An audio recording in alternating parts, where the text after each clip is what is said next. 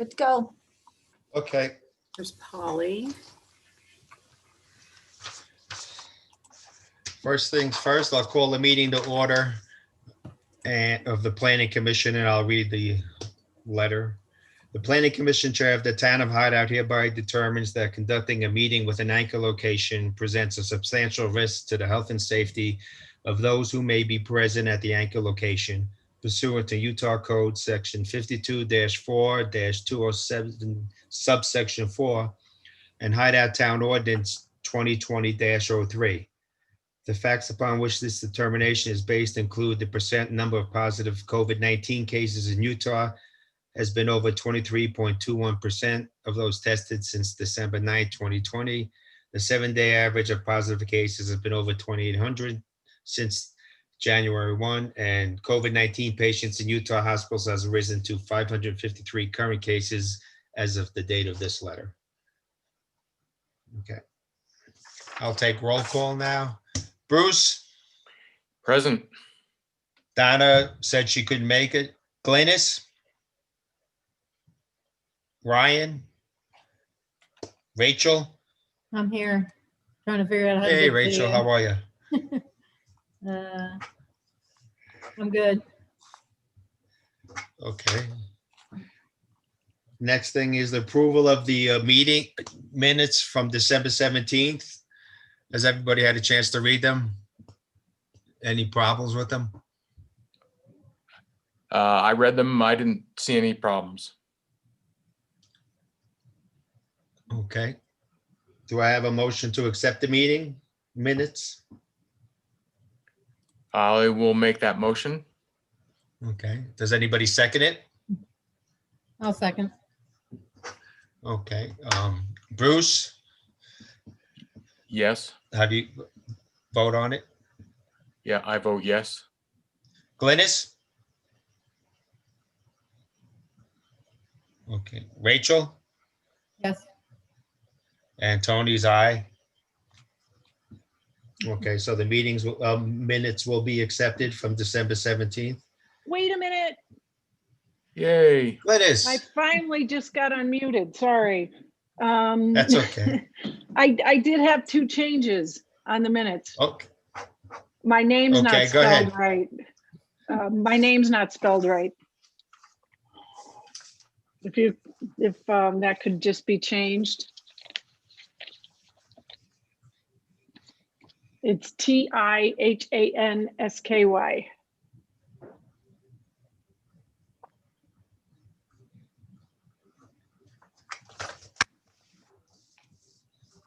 Sorry about that. I couldn't find the link.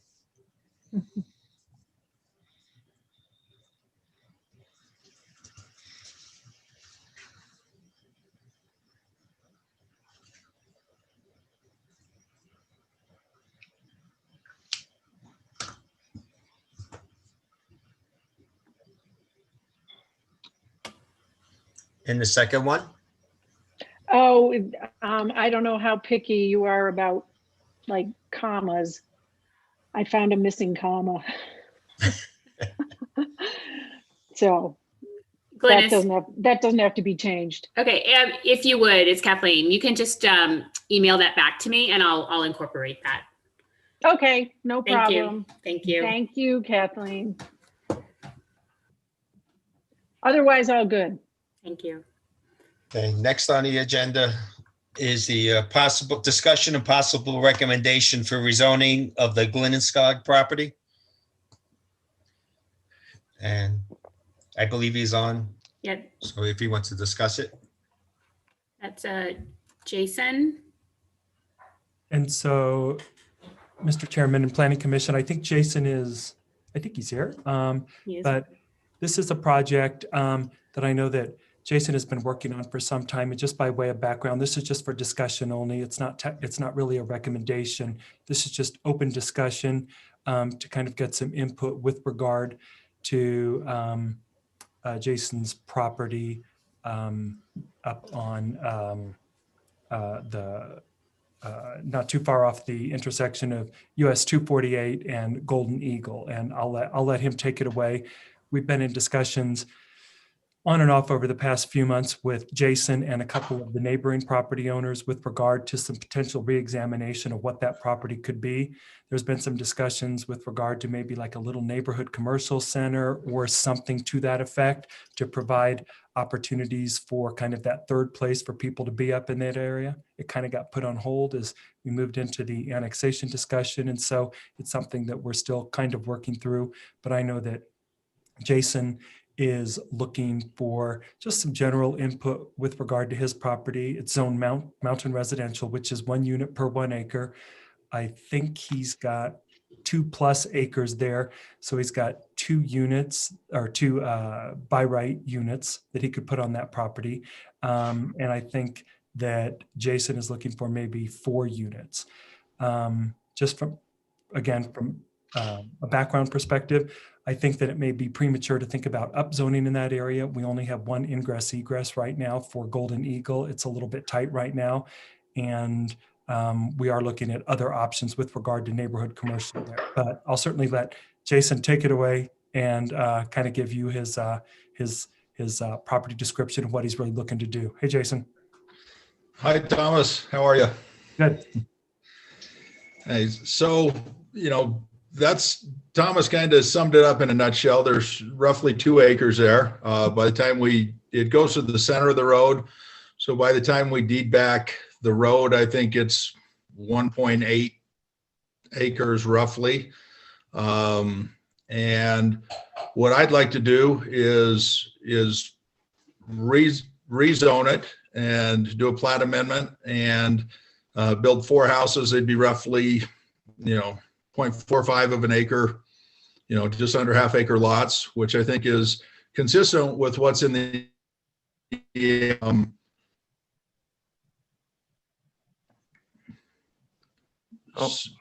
okay. So Thomas is showing you the piece right there. We have had several discussions, one with the town administrator and one with the mayor in regards to rezoning this.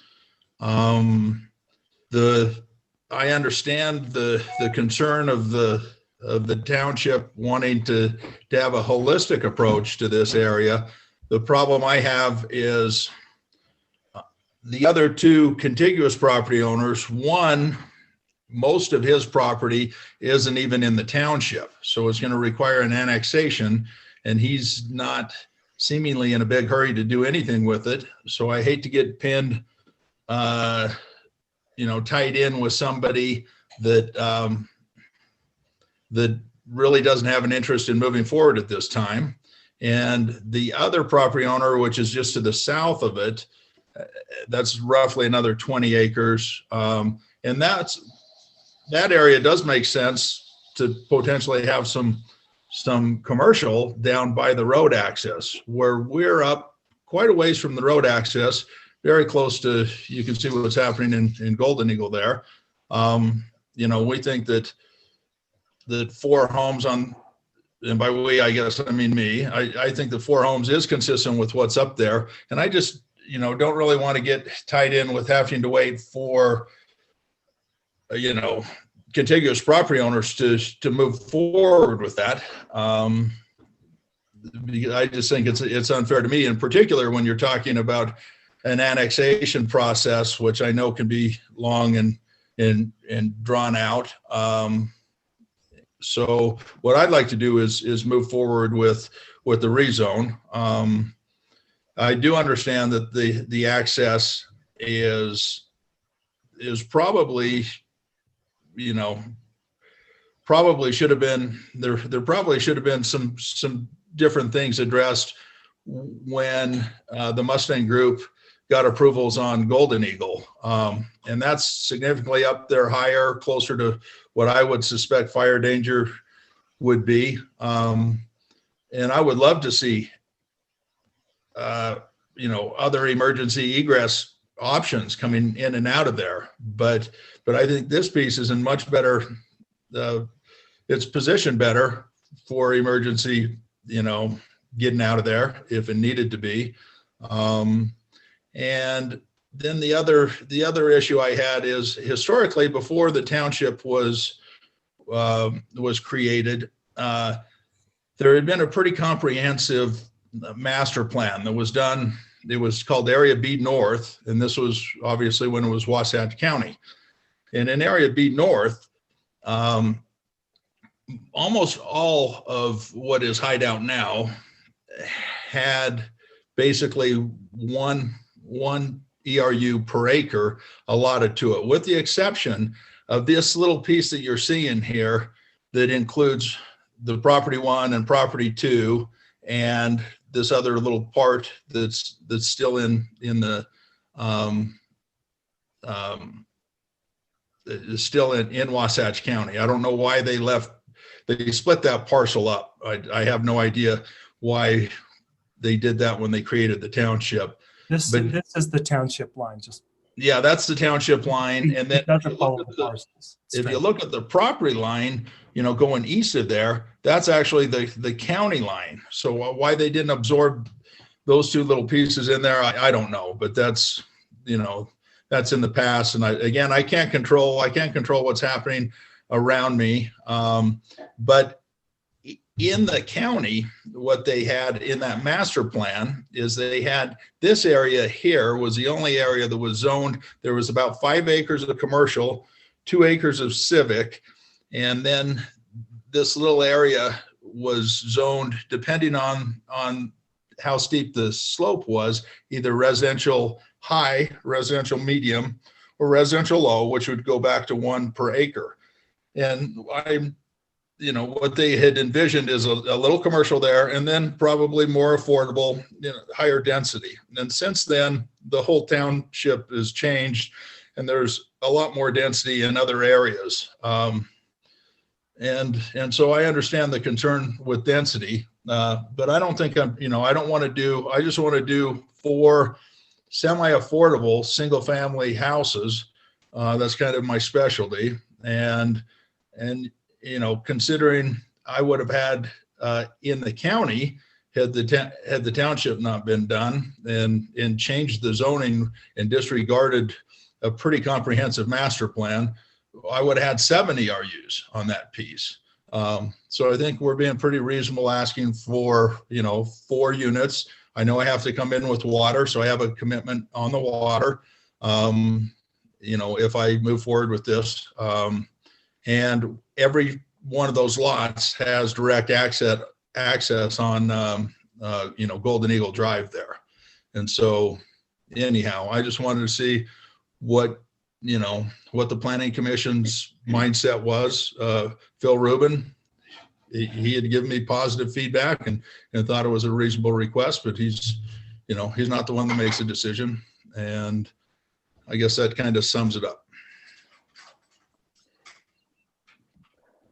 So this is Bruce. You'll have access to the road. Each lot will have access to the road. Is it relatively flat up there? I don't really know that parcel.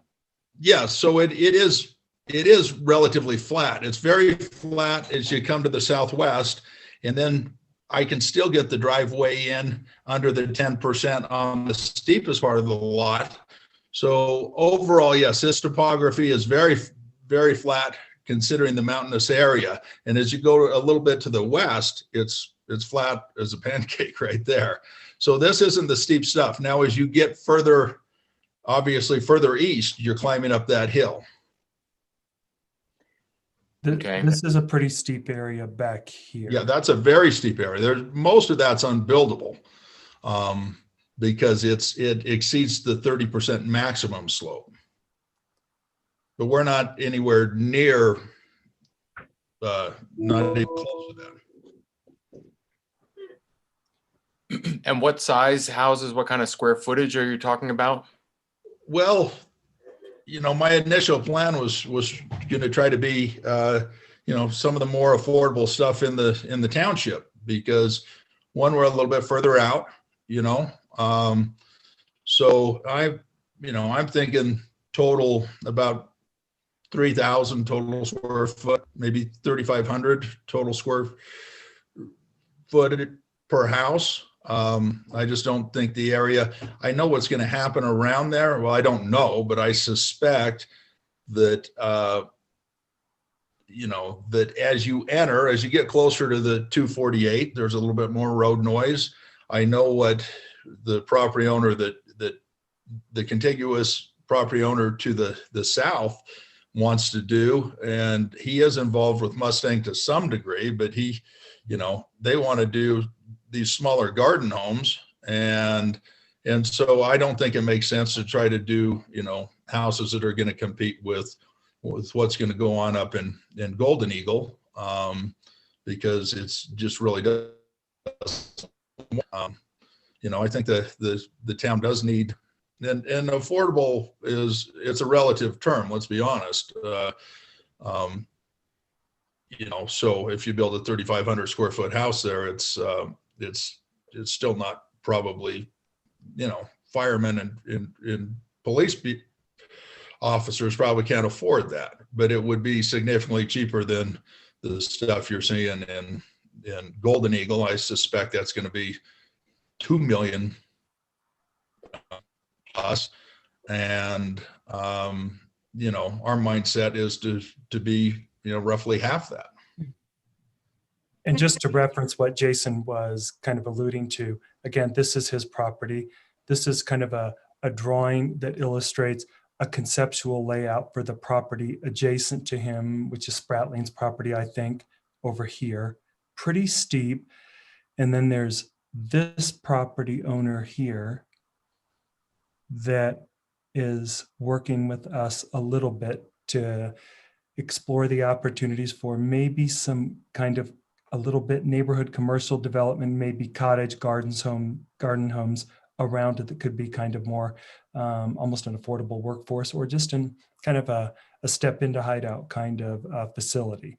We haven't settled on anything yet. Again, this kind of got put on hold when the annexation came forward, but Jason knows I love him like a brother, but I have a little bit of concern with thinking about increasing the density up here to a higher density than we have up in Golden Eagle at a time when we're still a little bit concerned about the ingress egress from a safety perspective for Golden Eagle.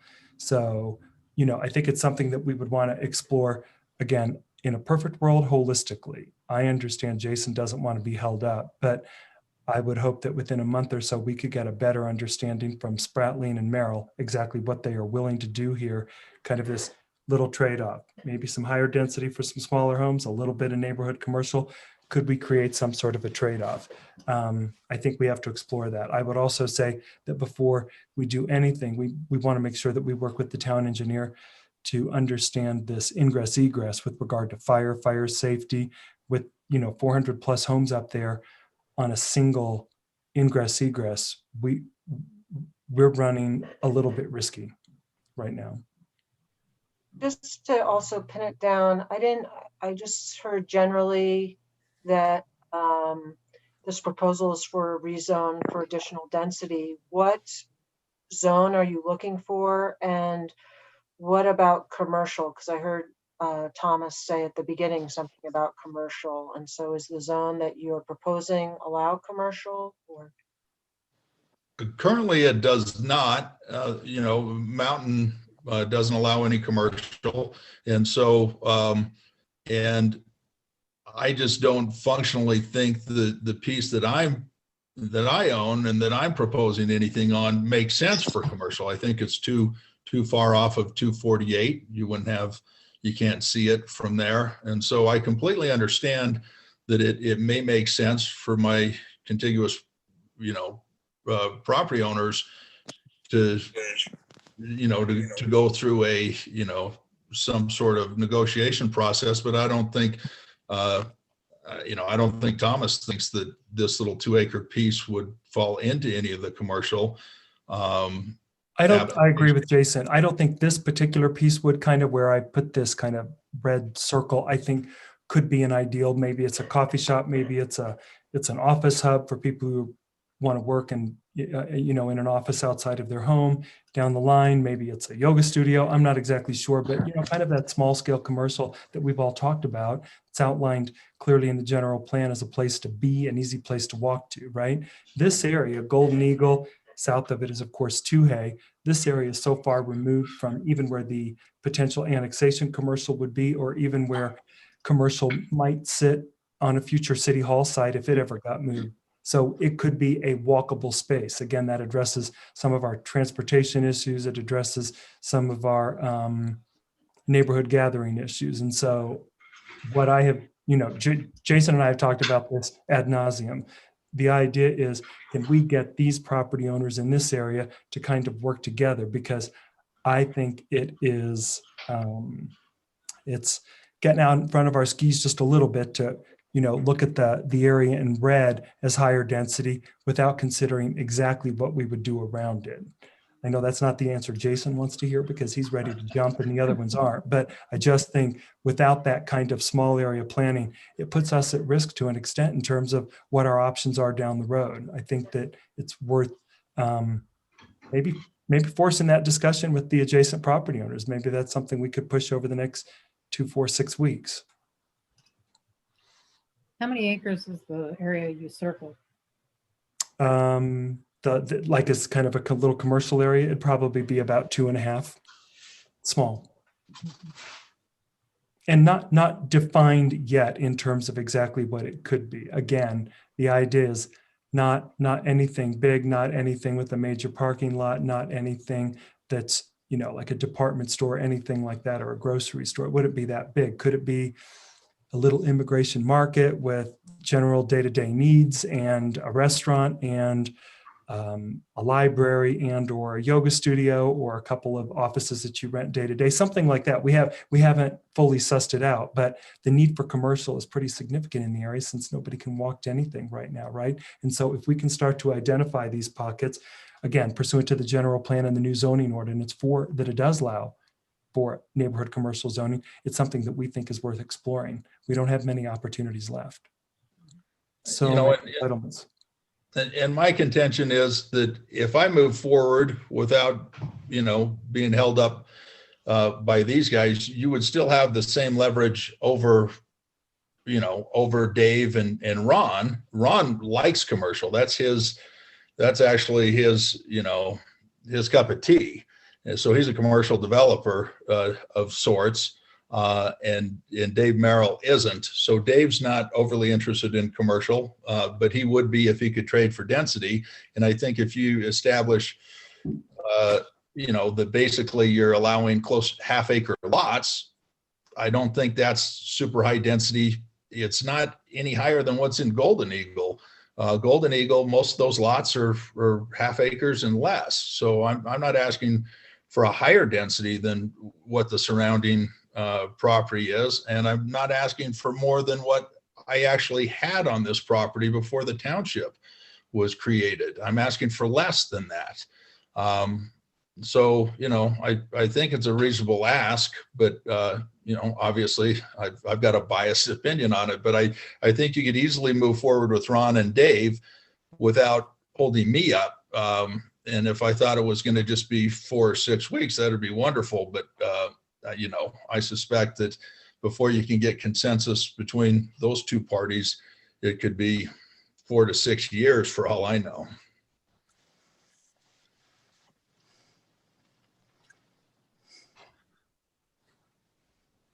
You have the water rights for 4? I do. Yeah, I have a commitment for the water rights. And like I said, I think it's pretty straightforward. It's a small piece. It's 2 acres. What we could do, again, we're really just looking for discussion tonight. We don't need an answer tonight, but I think what we could do, and maybe this would help you a little bit, Jason, is maybe you and I could meet with Ryan and look at the ingress egress component to this, because I have ideas there. I wish I controlled some of it. I would be happy in the name of safety. I'd be happy to give up some of my property. But the 2 ways that make sense to help this situation out that I can see would include, Dave. And then even more important than that, it'd be Mustang, because Mustang owns the piece to the north of Dave's. And there is that, and they own the access piece coming in.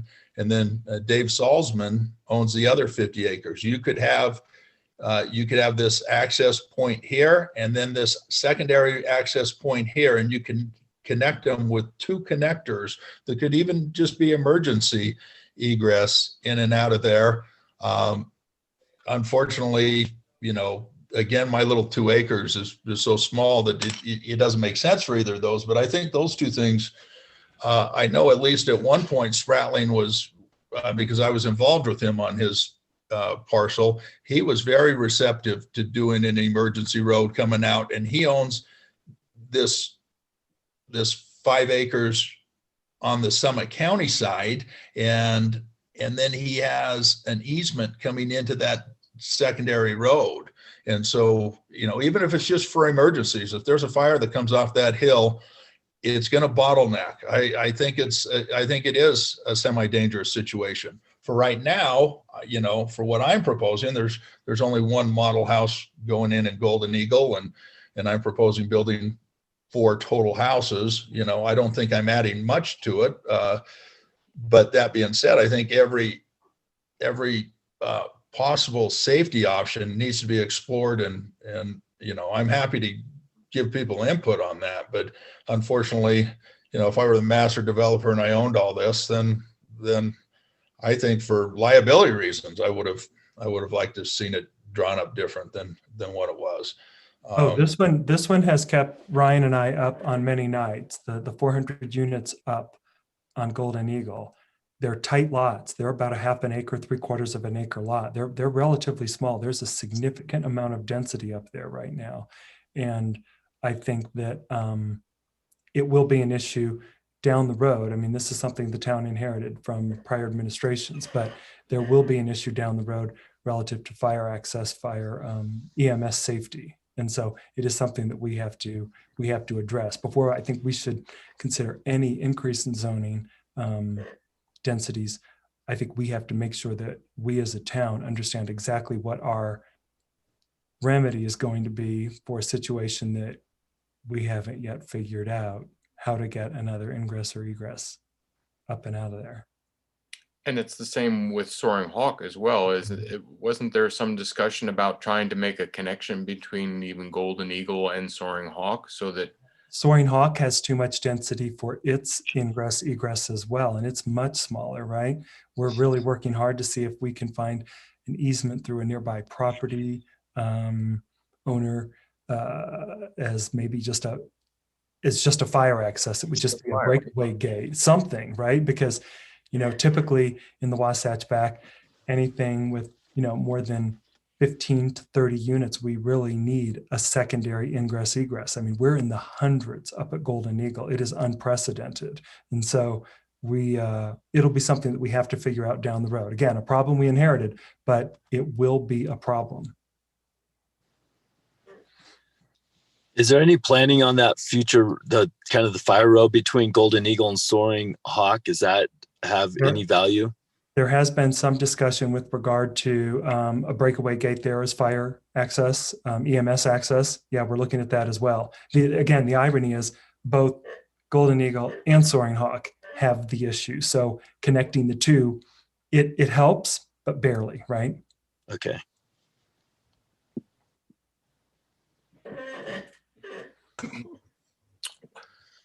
Well, we could take this. On first blush, it doesn't seem unreasonable. It's something to consider. I'd like to get up there and just kind of take a look at the lay of the land as well.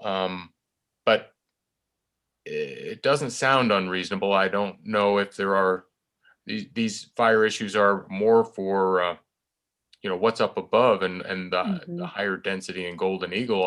I think 4 more units is. It's 4 more units, but that's not the big problem. The problem is up above. You could have a precedent issue until we resolve the safety issue, though. You would have a precedent issue for all of the surrounding lands. All of this land is also zoned mountain residential. So you wouldn't want to make any decision until you knew exactly what you were willing to commit Right. to in terms of this land. This was always designed as an area to be low density, as kind of a separation between the highway and the higher density.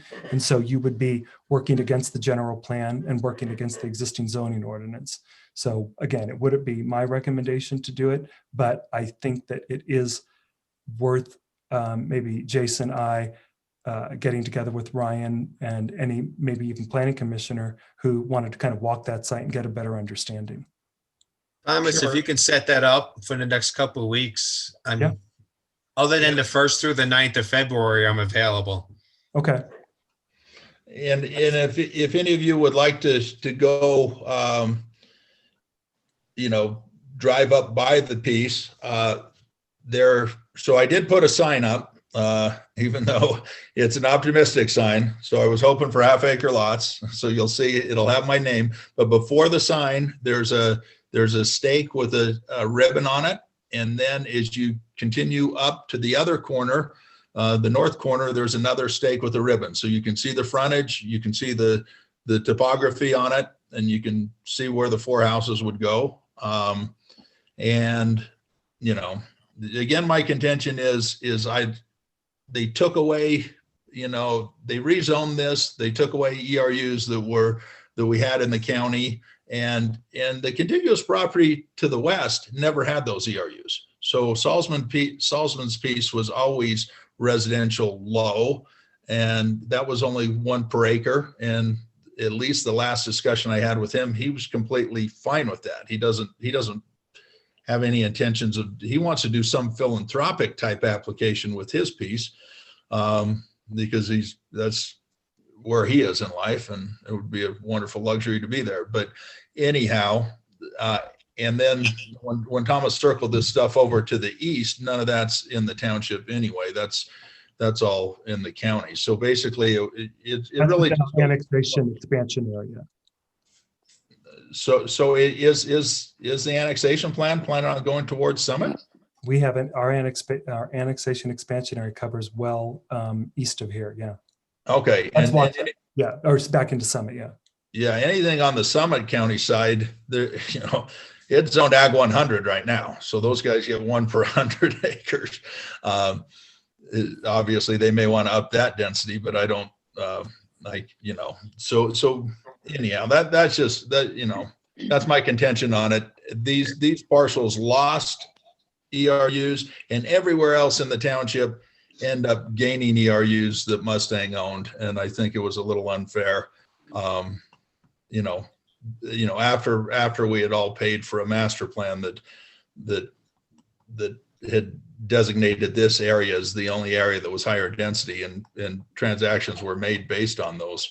And the property, like I said, to the east of me, most of it is still in the county. So, and he does want to, he wants to annex into Hideout. He'd rather work with the township, but again, he's not in a hurry to do it. I think it's going to be several years before he gets a proposal out. And I just didn't want to, I just don't have the ability to influence anybody else. And so I'd like to, push it to move forward, if it makes sense.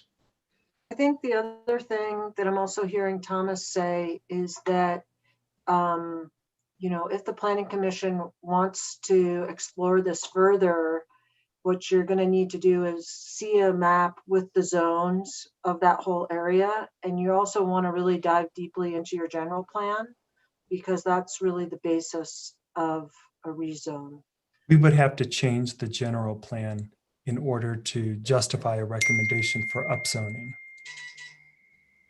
So right now, Thomas, in the general plan, plan, lower density as mountain residential.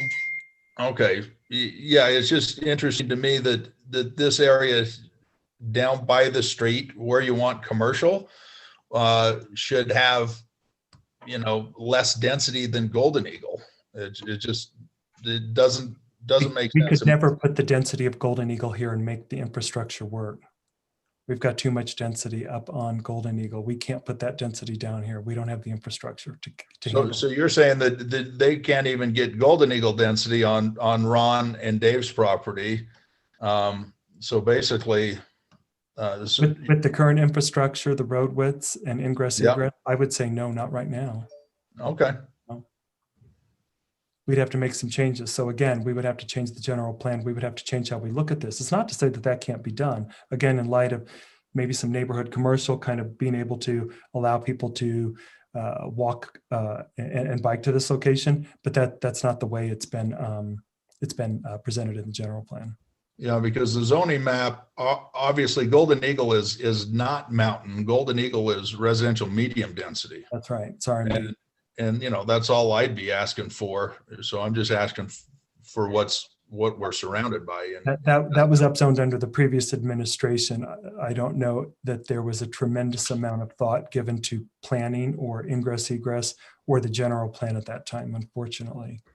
It's not a terribly good precedent.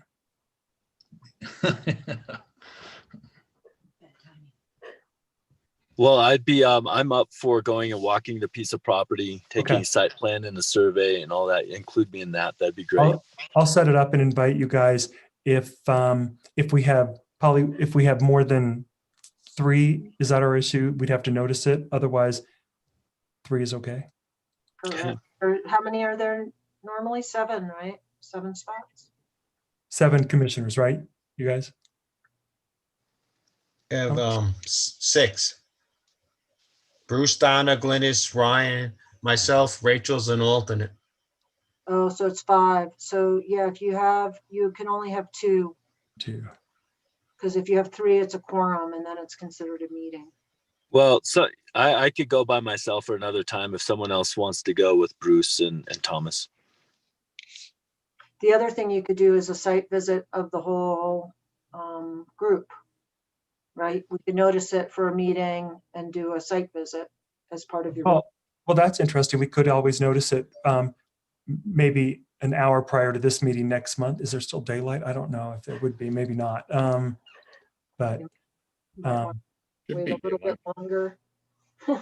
maybe by then.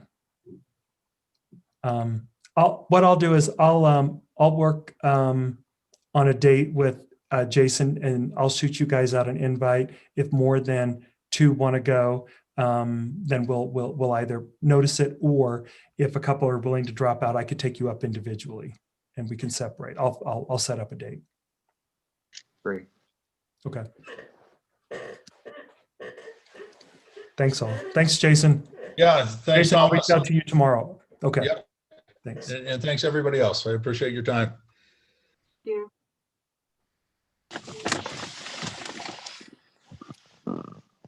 Okay, next on the agenda is a discussion regarding the Dark Skies Initiative.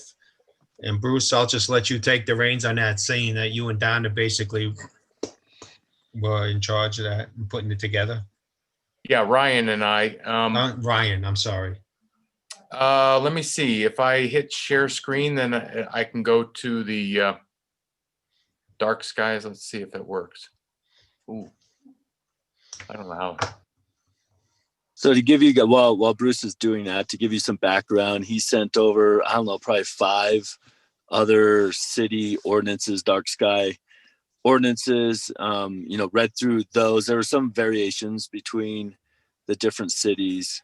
But in my opinion, Bruce did a fantastic job of kind of bringing out all the main points and the different things, items that were important and all of that. So this is very similar-esque feature-wise to several other towns that we, compare ourselves to.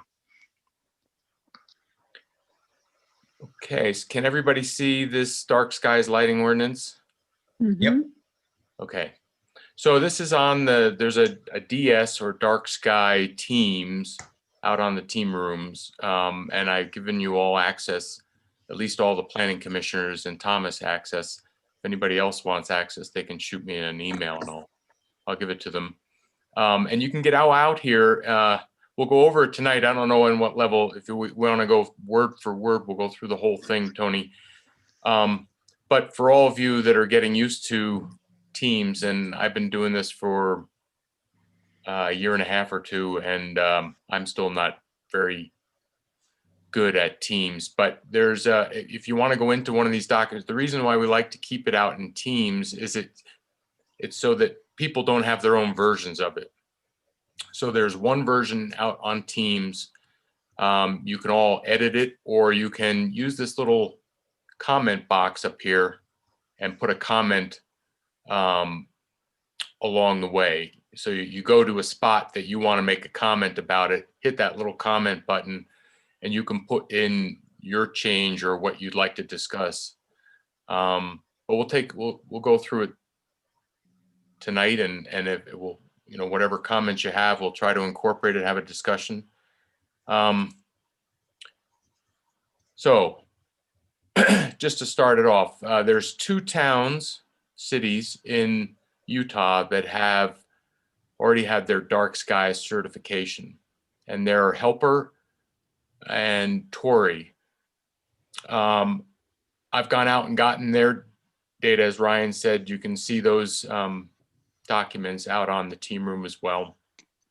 But I've kind of, I looked through Helpers, and I thought it was the most simplest and straightforward. So I kind of used that as my basic outline and made some changes here and there, but not very many.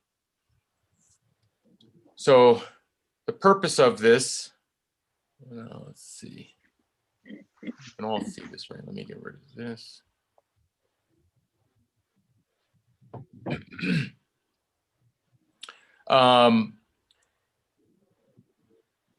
It's really to create a lighting ordinance that will allow us to then apply to the dark skies for certification.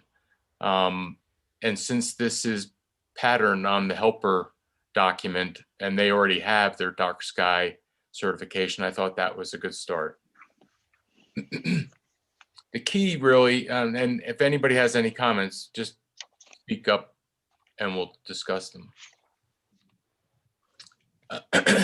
So I'm not going to read every word, but we'll go through it as in detail as possible. The use of outdoor lighting is often necessary for adequate nighttime safety and utility, but common lighting practices can also interfere with other legitimate public concerns.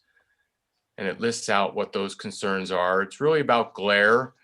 It's health and safety.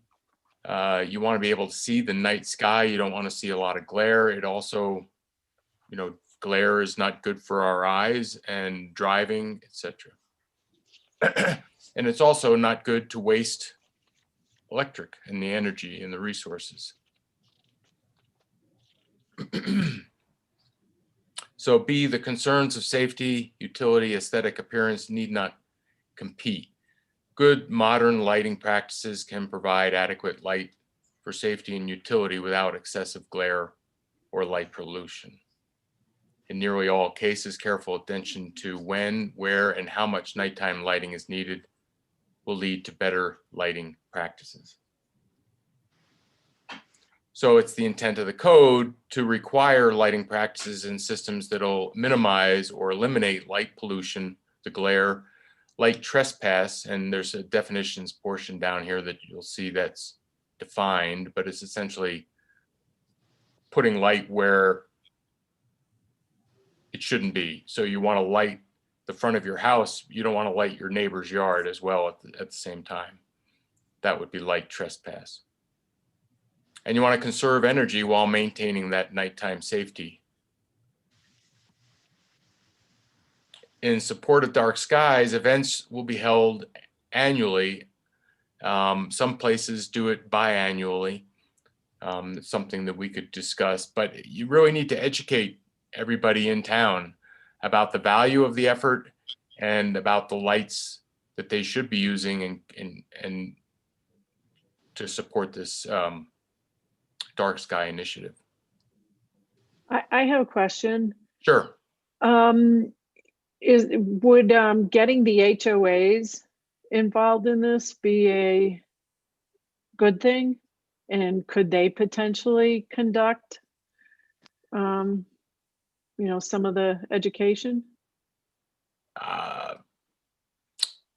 I don't see why not. It definitely would be a good thing. All the design review committees should be involved with this and be on board, because as plans are brought forward to the design review committees, and then of course to the planning department of the town engineer. We don't want to approve anything in the future after this ordinance is put on the books. We wouldn't want to approve any lighting on houses that don't comply with the dark skies initiative. So whatever resources we could use to get out the education and the purpose of this lighting ordinance would be, yeah, anybody. My feeling is on that it probably would come from a city level kind of organization, like the one enforcing it. And just along the line of what's already in, I did talk to the darksky.org people. They said it's a fairly lengthy process to get approved. One of the items would be they would actually come out and they have some flying drone type of thing that will measure the current light. So we would need to meet the requirements for that. So it is, I think, fairly important that we get all these neighborhoods online as soon as we can, and hopefully, we're not too far away. But I think it's something that probably has to come from the city level and then filter down to the different design review kind of little neighborhoods that are going on. I do know also with my work with the town of Alta that they got some input from, I think it was the Westminster, it was one of the local universities, and they actually had a drone so that they could measure what the light was today and kind of use that as a benchmark. Yeah. There are some programs that are, a lot of people are very interested in this. So I think the local universities have some programs to help municipalities with these issues. Yeah. If that's free, we should probably look into it. Anyway, sorry, Yeah. Bruce. And I thought it just kind of fit in with what you're talking about. Yeah, Yeah, well, no, that's great. I sent you guys notice that there were some parks, Mhm. namely the Jordanelle State Park just got the designation. Maybe they could even tell us who they've gotten to come review their, the how much light they have now. Yes, so let's just step back for a second. Having a lighting ordinance is just one portion of the dark skies initiative and getting a certification. So it's kind of a very necessary step, but just having this lighting ordinance, passing this lighting ordinance in town is, that's just one step. It's a 1 to 3 year process, as Ryan was saying. It's not a short term. It's not just getting this done and we'll have we can certainly apply for it, but there are a lot of other steps. One of the things I think I mentioned last time was that Helper actually did something that very few other cities have done, and that's they actually went out and did a survey and cataloged all the different lights that were in their city. Now, they're a decent sized city. I mean, they've got a big main street and lots of commercial applications as well as residential. But something that would be another step. We'd have to show dark skies that we have an education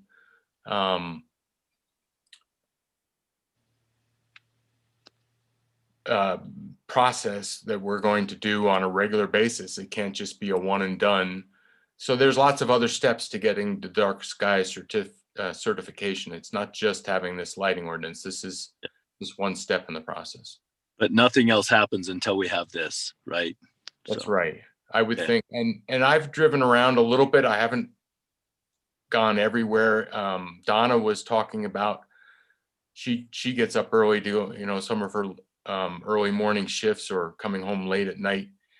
And even our town, the new town garage has lights that make her high beams go down because it's like an oncoming light. So they're obviously not shielded. They may be too bright. So there's going to be some you know, it's a multi-step process. We're going to have to catalog the lighting, and it's not just residential, it's the town street lighting, and make sure that it complies, and then have a drone or one of these other types of methodologies that can go out and measure the amount of light per acre. That would be fantastic. That would certainly be, I'm sure, another step in the process of getting certified.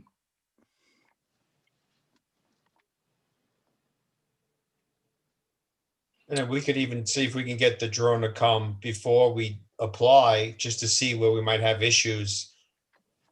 And like you said, if it's the town garage, we can have the town change the lighting and stuff like that. Yeah, yeah, and for instance, I take the dog out for a walk every night, and the new townhouses as you come down Hideout Trail, their outdoor lighting would not be compliant. Some of it is, and some of it isn't. And again, you know, how do you go about? You just have to educate people, and we don't want future developments to go without a review of that as part of the plan process. Are those the two new ones right below the city hall? Yes. Okay, the ones my brother built. Gotcha. Thought I recognized that name. I'll see what I can do about that.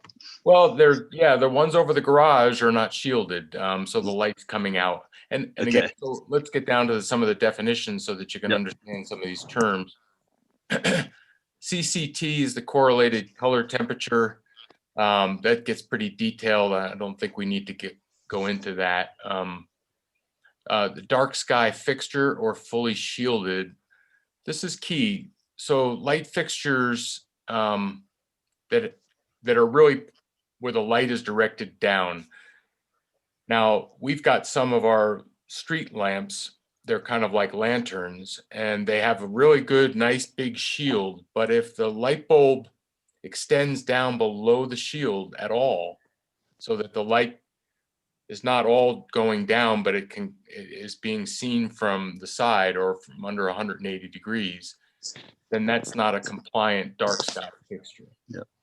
So you could either do something with the shields, or you could possibly get lower profile bulbs that would not project underneath the shielding. So that horizontal plane that runs through the kind of the bottom part of the fixture, of the shielded fixture, is the critical point.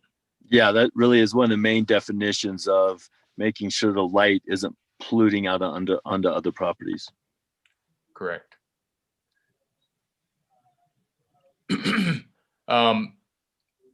So these include but are not limited to fixtures outfitted with capsule housing or installed under canopies. We've got a lot of under eave type lighting. Some of it would have to be looked at. I think like I look in Shoreline and in some of the peaks of the roofs, you know, if the eave was just totally horizontal and you had the fixture up underneath that, that would be compliant. But in some of the peaks where you can see it from below, from a horizontal perspective, it would be touch and go. But again, there's other ways to eliminate some of that, you know, with switches and motion detection, which we'll get into in a minute. So electronic messenger system, we don't have any of these in town, but this is the kind of thing you'd see on a highway, you know, as you're driving up 40 towards Kimball Junction or up towards 80. You'll see big EMS signs that, you know, tell you to wear a mask and that kind of thing. Emergency lighting is lighting that's required by civil officers, agents, and officials to perform their duties or to maintain the public health, safety, and welfare. So street lights, lights around parking lots, that kind of thing could be. And emergency lighting, of course, is, you know, if they're working on some of the utilities or something like that, they'd have temporary emergency lighting for that as well, so that's just the definition. Full cutoff fixtures are fixtures that, as installed, that are designed or shielded in such a manner that all light rays emitted by the fixture, either directly from the lamps or indirectly from the fixture, are projected, again, down below that horizontal plane and not sideways. Holiday lighting, we all know what that is. There's some definitions in here about the type of different types of bulbs. Another thing you'll see, and it's defined a little further on, that is lumens. This 2000 lumens or 3000 lumens are kind of a high water mark for light. And it has to do with just how bright a light it is. So you could have a 60-watt bulb, and if it's a white light, it could have higher lumens than, say, a soft light. So each bulb is rated. Kelvin is a temperature thing. Again, that gets pretty technical, but that's the definition of Kelvin. Light fixture has a definition. Light trespass, we touched on earlier, means light emitted from fixtures designed or installed in a manner that unreasonably cause light to fall on a property other than the one where the light is installed, or in a motor vehicle driver's eyes, like the town garage is, or upwards towards the sky. That's a definite no-no. A lumen, there's definition of a lumen. And then we get into additions. So when somebody's making a big addition, a major addition to their house, we've defined it here as an enlargement of 25% or more of the building's gross floor area. That's something we could talk about. I've seen it in some of the other ordinances that's high as 50%. But I think we want to, my personal opinion is 25% is a good number. And it starts to force people to have to change or put together a lighting plan and change if whatever's on the existing house, if they're doing an addition of a 25% or more of the building's gross floor area. This also will, remember, we don't have any commercial now, but this would also pertain to commercial, not just residential. So it's a way of getting people to kind of comply with the lights, dark sky lighting. We don't want to make everybody change right away, but if they make big changes to their house, then we'd like them to update the lighting as well. Motion sensor, I think we all know what those are. I've added in here that it's not just detecting motion and then goes off when motion stops. So I added, it should, turn the lights off very shortly thereafter the motion stops. So it could be 5 to 10 minutes for safety purposes. NITS is another technical term. I think we know everybody knows what a switch does. Temporary refers to lighting as required by citizens to carry out legally approved activities for durations as specified in the permits. So if you're having an event, say you'd have to get a permit to have that event for so many people, and you may want to have temporary lighting at the event if it's in the evening.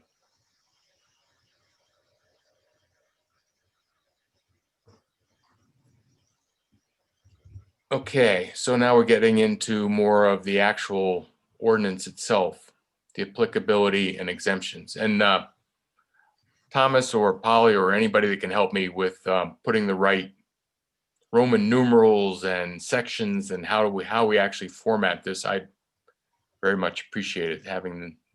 This is the first time I've ever done this. Bruce, I'll help you with that. No worries. Great. Yeah, you did this is really a wonderful project you've done. I'm very impressed. Yeah, Well, laid it's a out lot. so well. I thought you were already an attorney. It's a lot of copy and pasting.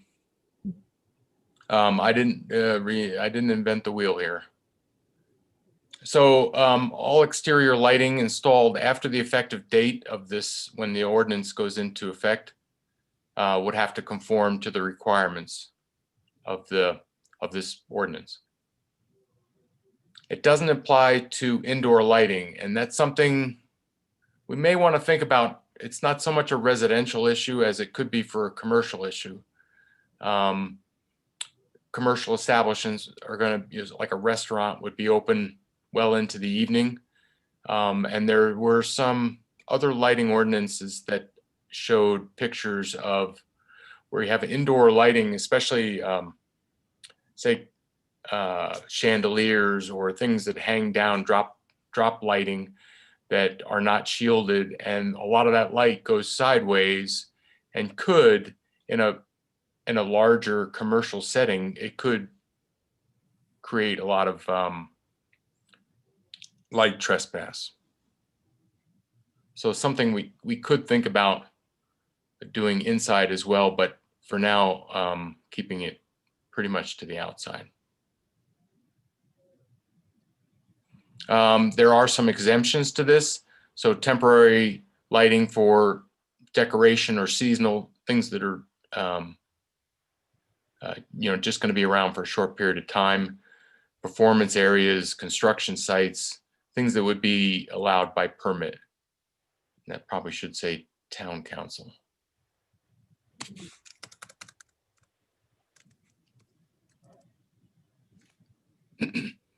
Not that we have a whole lot of swimming pools and water features, but those could be also be an exemption.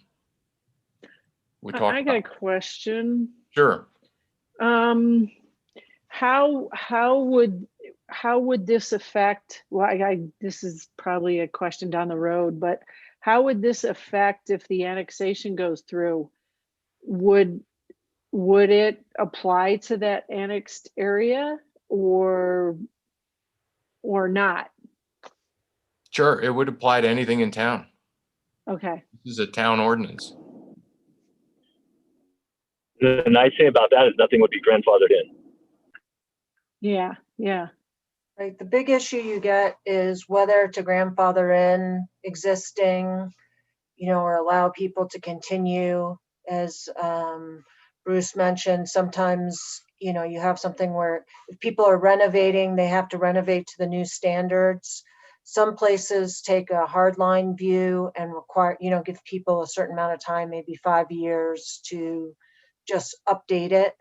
Of course, that adds an expense to people, but anything that has not been built needs to abide by these regulations once they're put into effect. Right. And there is an area in here a little bit further down in the ordinance that does, I believe, talk to that 1 to 5 year period where people should upgrade. And that's something we should discuss. It's not something that you would mandate everybody do immediately. But it's something, and again, I think as part of education,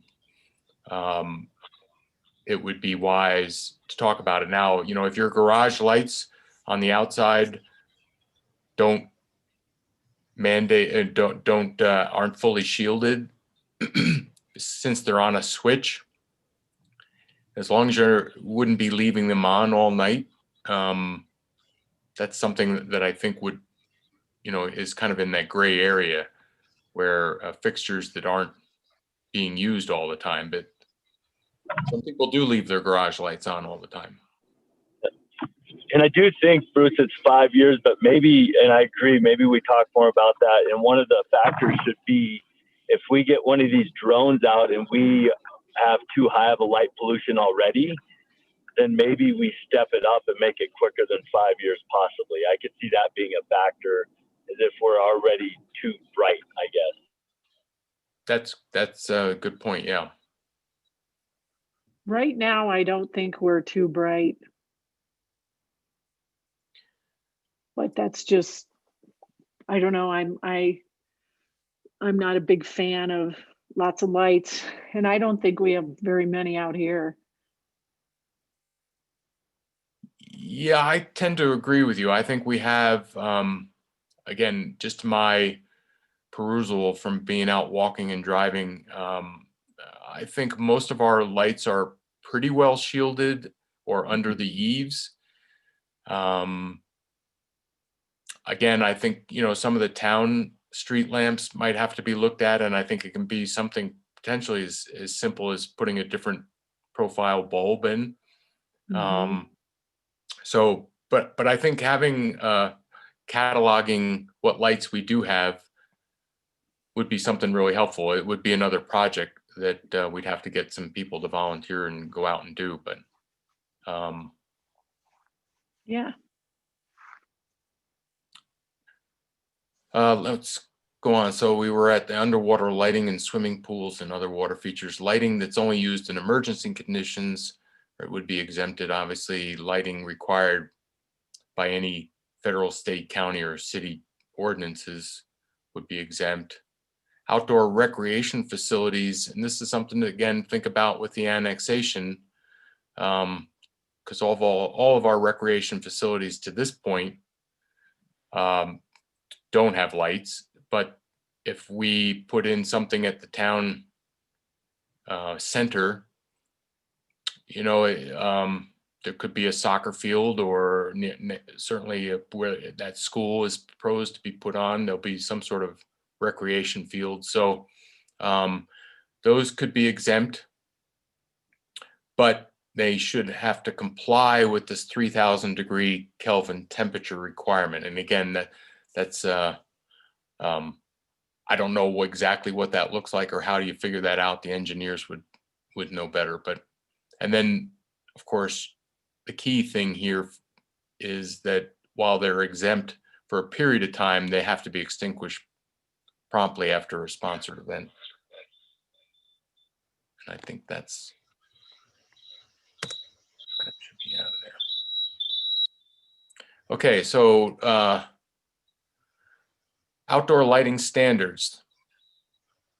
Lamps shouldn't exceed a maximum correlated color temperature of 3,000 degrees Kelvin.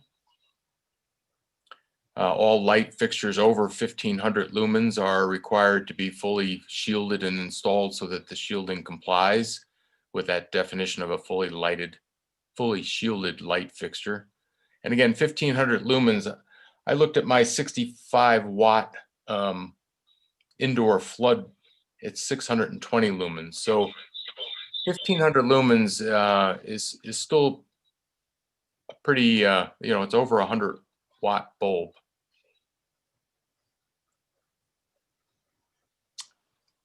All light fixtures under light trespass standard, all light fixtures, including motion sensing fixtures and security lighting, shall be aimed and shielded so that the direct illumination shall be confined to the property boundaries of the source, including any public or private street or road. Signs, again, we don't have a lot of lit signs. I think, Ryan, is your Soaring Hawk sign lit? I haven't seen it at night. I'm not sure if it's lit, but it was white. There was something in there about white signs. That was kind of what I was curious about. Yeah, the white is more if it's backlit. Well, we'll get into that in some of these definitions, or not definitions, but some of these bullets down below. A sign needs to be, if it's front lit, the light must be oriented from the top and shine down. So we don't want bottom up lighting. Right. Are there are billboards allowed in the town? We do have a town sign, and we do have a billboard. I don't know, as you come into North Ross Creek, there's a billboard there. I don't know if it's lit. No, I mean like a huge a huge billboard, like a big advertisement for something. Are there any ordinances that don't allow that? I don't think that we have an ordinance that addresses billboards. We have a signage ordinance, but it's been in discussion over the past couple of weeks that we should consider a no billboard ordinance and limit the amount of lighting. I mean, I know that there's some definitions in here that refer to EMS, electronic message systems, kind of that scrolling system. It's probably something we may also want to disallow, right? So we'll probably be bringing some language to kind of tie into the signage ordinance to disallow billboards. Yeah, I kind of look at most of these signs as being something we should focus a lot on the commercial aspect. If we do get a town center, if we do create commercial, those places will want to have lights with their names on it, and so these are a lot of the ways that those lights would be lit. So any front lit should be coming from the top and shine down, again, shielded. Anything that's backlit, so signs out in front of a store that are backlit, the sign may not contain more than 25% white, including lettering. So when you've seen backlit signs, I'm sure, and you don't want, what we're saying here is you don't want a lot of bright white light coming through. I think that may be what you were talking about, Ryan. Yeah, exactly. Yep. And so the soaring hawk sign, if it ever did get lit, it should be lit from the top, and light the front side of it. It would probably not be something, that sign doesn't look like it's transparent enough to be lit from the back. Yeah, it's not transparent. Yeah. So, and then that's point B, is transparent or clear materials are not allowed.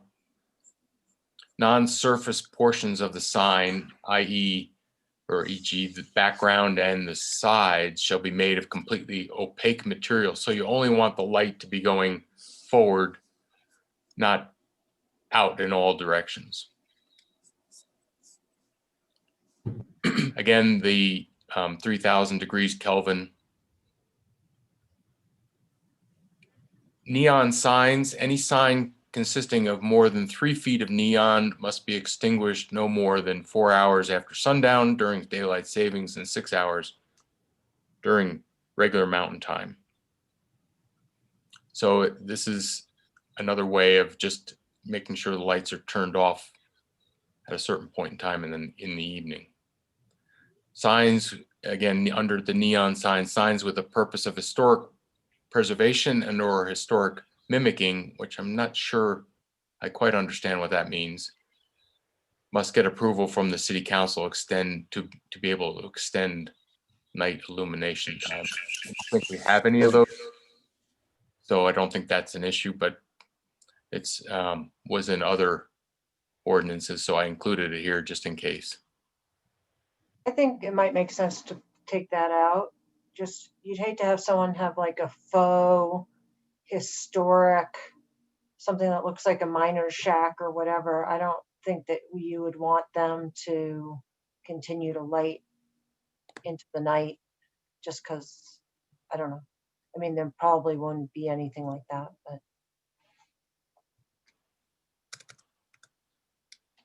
Okay.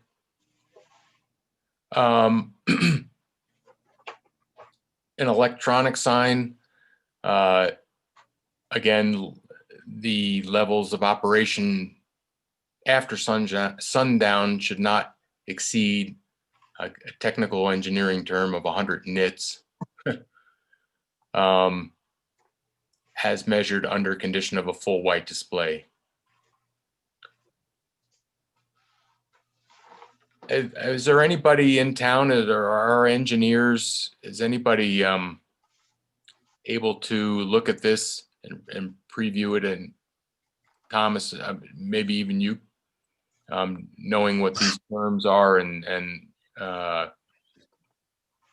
like I said, I've copied this from another lighting ordinance, so No, I can definitely give this a look through, and if there will be terms that I don't know, I can probably work with Ryan or a couple of folks that I know that deal with lighting, and we'll be able to resolve and define all of these terms before we're done. good, great.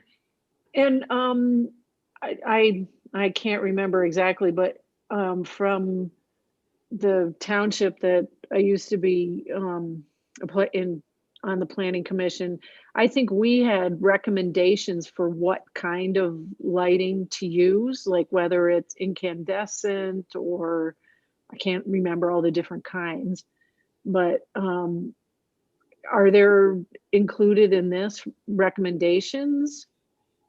Or is that something you want to do or you don't want to do?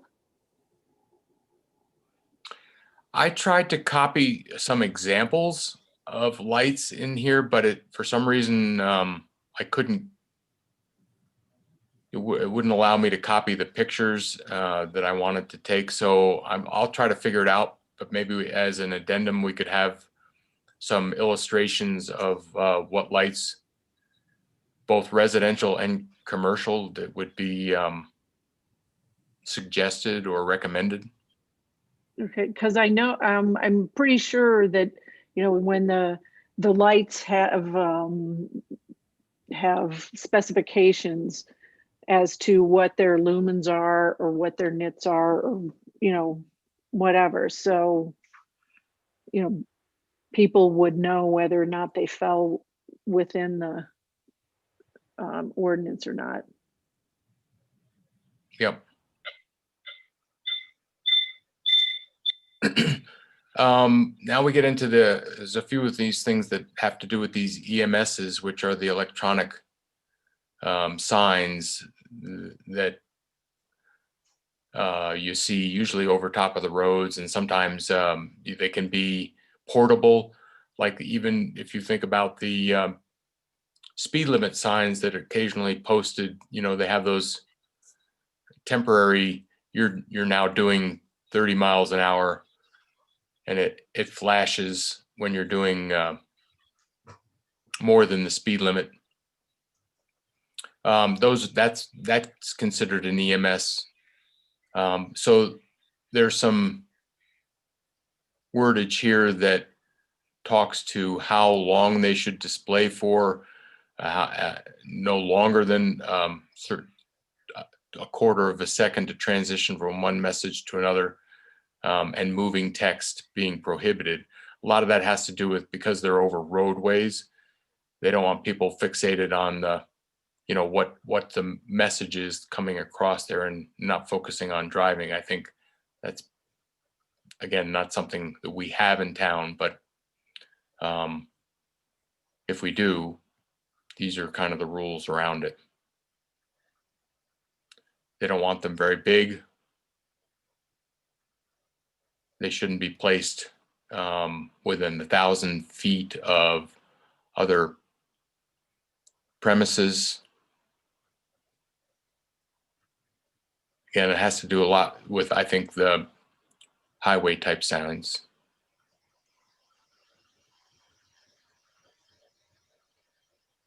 And again, this applies, this device owner, if they have an electronic sign, needs to be continuously monitored to make sure that it's working. And if it's not, 50% of it or more is not working, then it should just shut off and remain black until it can be fixed. Parking lots. Spot or flood lighting of parking lots from a building or other structures should be prohibited. So you don't want just to light up everything all over. You want to have a focused light. The overall height of any light post used to illuminate parking lots and commercial zones shall not exceed 16 feet. I've seen them as 20, 25 feet. So that's something we could discuss. 16 feet is like a little more than 2 stories. So it seems, well, it's about 2 stories. Seems about right. Any questions or comments on that one? Okay.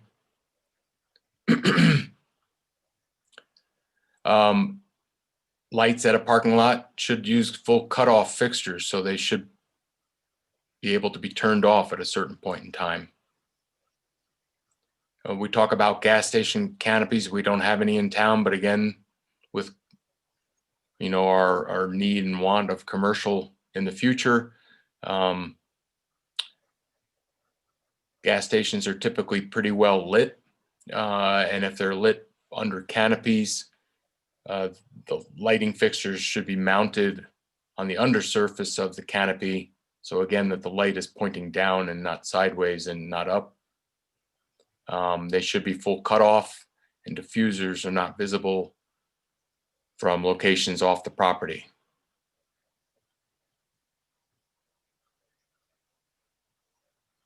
There's some more verbiage here, but I think you get the point. You want all that light to be directed down and at the pumps and the immediate area around the pumps, as opposed to all over. Now we get into, I think, some of these light output standards that you were talking about, getting a drone to be able to measure, because these are by area. So total outdoor unshielded light output shall not exceed 15,000 lumens per net acre. There's no way we can do that by eye. There has to be some method of being able to manage that.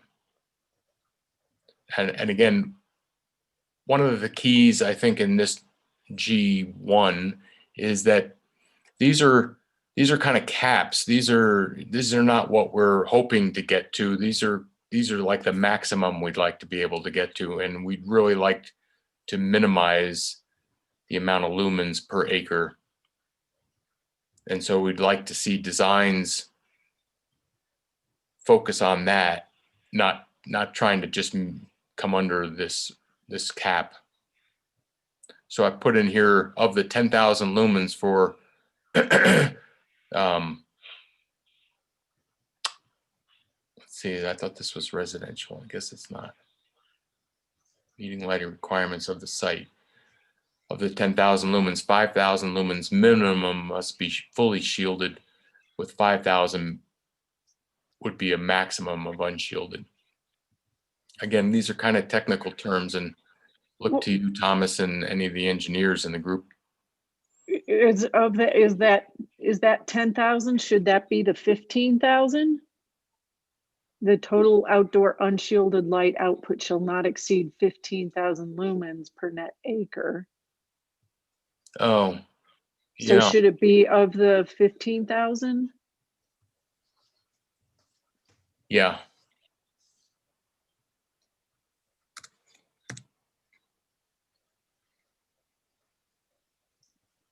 So then this would have to be 75. Well, you could still say, Could make that 10 and leave the Or other make it 5 10. as unshielded. Yeah. Yeah, I kind of like that better. Try to force people to shield the lights. yeah. Okay. Then it talks about seasonal decorations are not counted towards this because they're temporary. Oh, so that was for non-residential and multifamily. So this is for the single family residential uses. So if you want to plan to do the drone so that you're not doing it in the winter, I would imagine, so you don't get the seasonal decorations. Yeah, or you could, it's certainly not around this time of year. Yeah. That's what I mean. I mean, you would want to try to plan it so that you did it every year in July or August or. Yeah, and I think a lot of this is really needs to be done at the planning stages. So again, Thomas, I look to you or Ryan, engineer Ryan. Is there a way when they do an outdoor lighting plan, are these things explicit? I think that we would, I think that we would include them in our requirements for probably building permits. I would assume. It's not to say that we couldn't do it with some plat notes on subdivisions that come in, but I think that we would do this at building permit stage, right? And so we would ensure that they supply a lighting plan with lumens, Kelvin temps, et cetera, so that we would know exactly what we're approving so that we could hold them accountable if there were an issue. Absolutely. And I also thought about, as I was reading through this earlier today, we'd probably want to prepare a little bit of a cheat sheet for developers, builders, residents, so that they would know, hey, this is my 8.5 by 11 cheat sheet. These are my maximum allowed lumens, kelvins, et cetera, just so they know up front, make it a little bit easier for them. Yeah, I totally agree. Right. Throw a table in the back or something Yep. like that. So Exactly. do you currently have any guidelines that they're going by now? For lighting? Yeah. No, we don't have a lighting standard. I think the only thing would be in the design review guidelines where it talks about having a like shielded light, but yeah, this Right. is In the more design broad. review, we do have kind of the side or top shielded light. That's it, though. We don't address lumens. If we're working with DRC design review committee groups, we do try to keep them under 3,000, 3,500 Kelvin downward shielded, but those are guidelines. It's not codified. Yeah. So this ordinance is trying to codify it.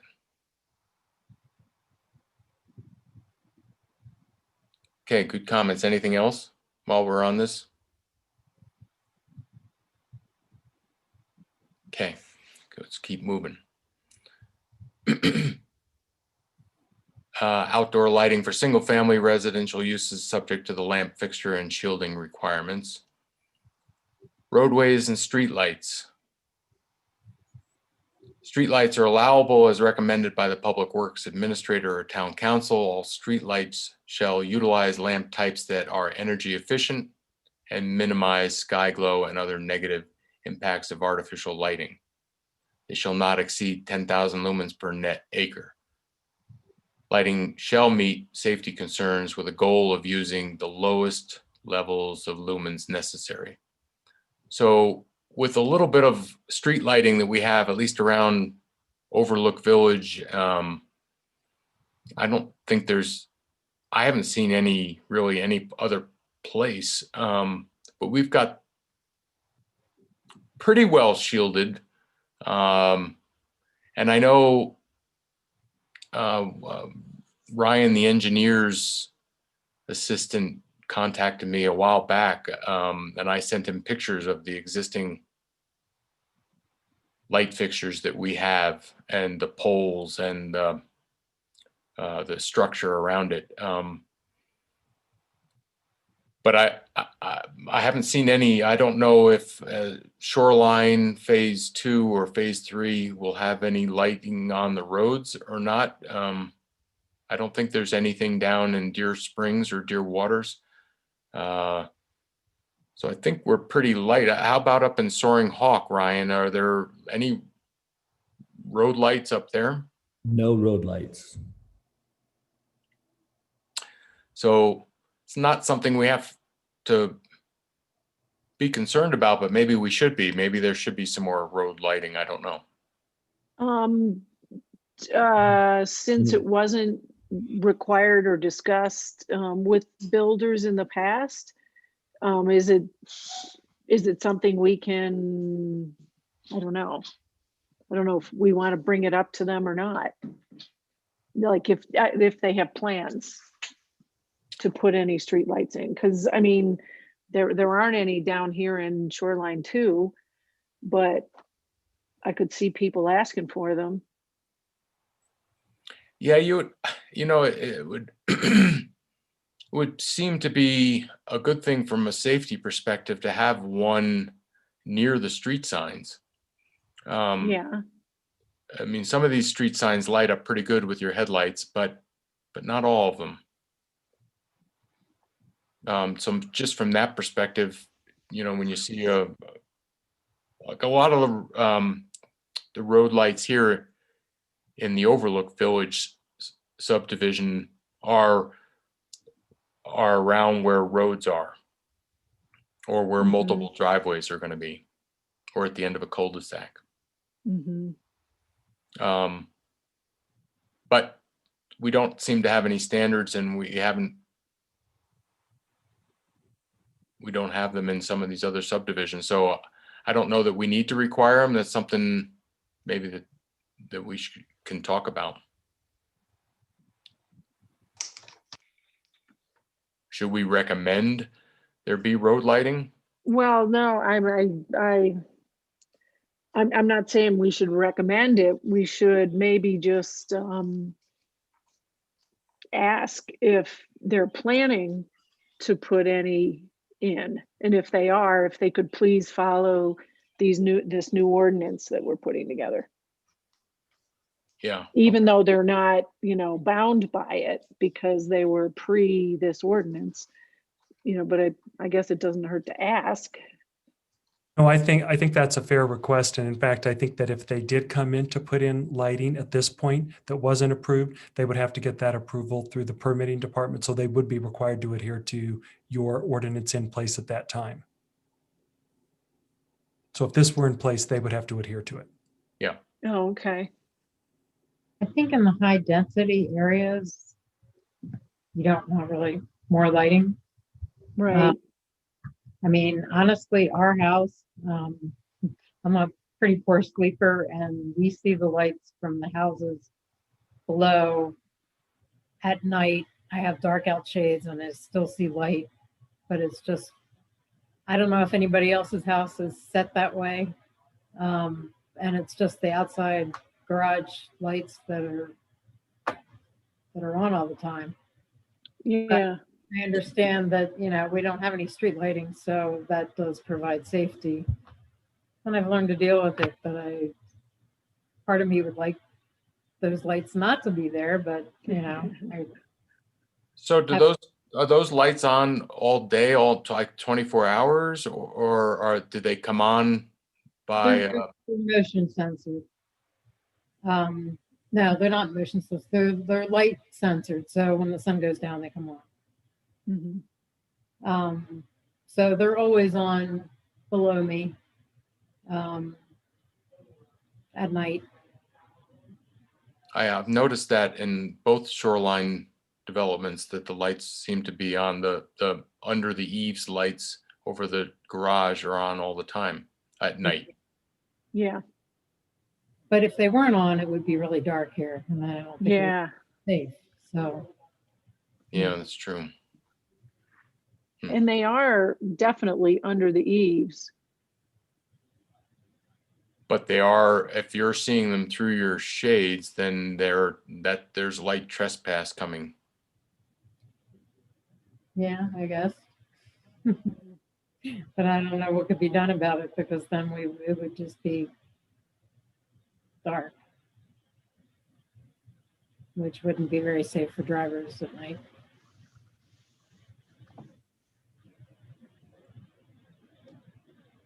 Okay. Anyway, I mean, I wouldn't mind it being looked at if there was an alternative.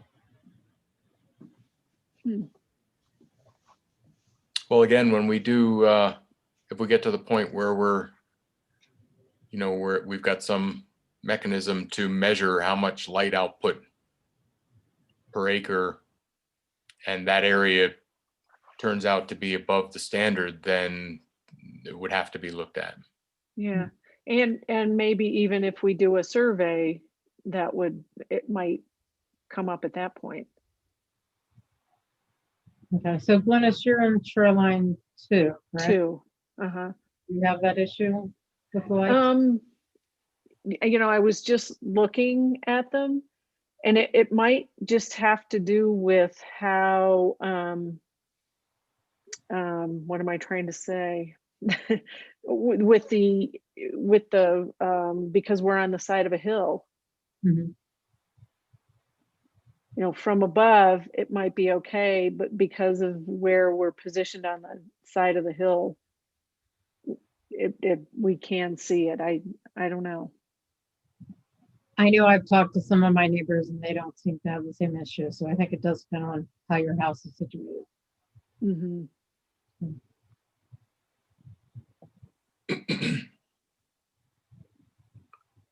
Okay, should I continue?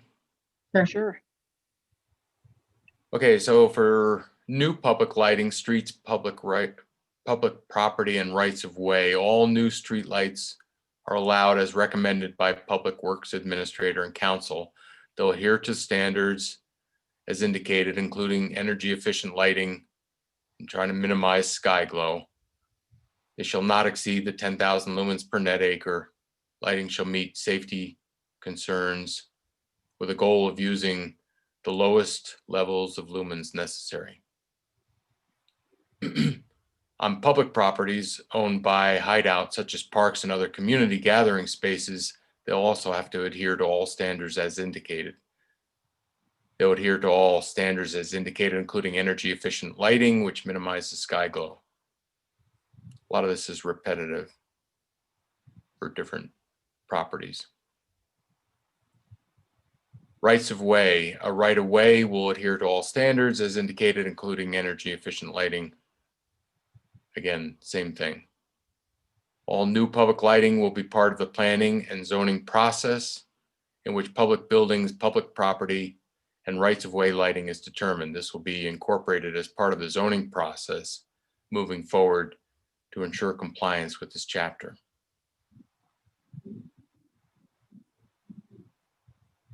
Prohibited lighting.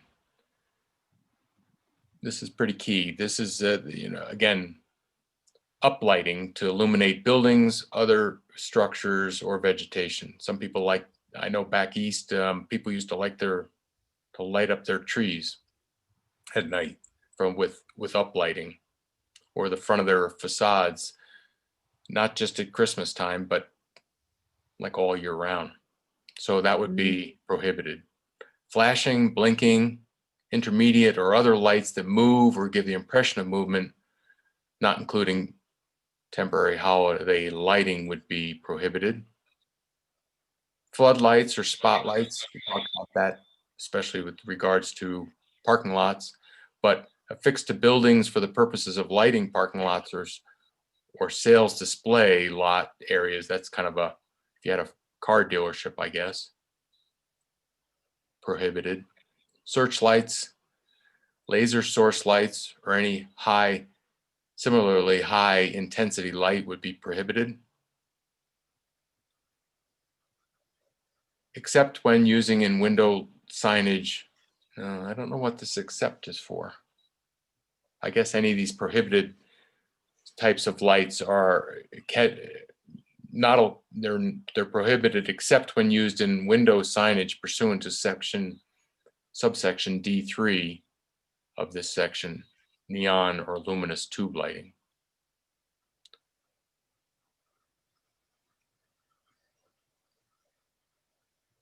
Lighting control. Light fixtures with motion sensors and or timers are required to minimize the duration of nighttime lighting.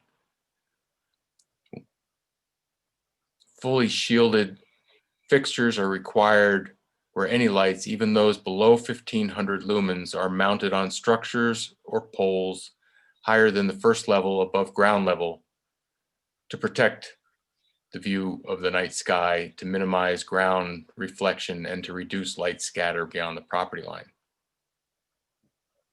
Statutory and flags shall be lit from above, again, to minimize the sky glow. Is our town flag lit up? Does anybody know? I don't think it is, actually. I've noticed that. Is it by the building, the town building? Yeah, right by town hall. Okay. There's one out on 248 and then there's also one out in front of town hall that are both not lit up. Okay, good.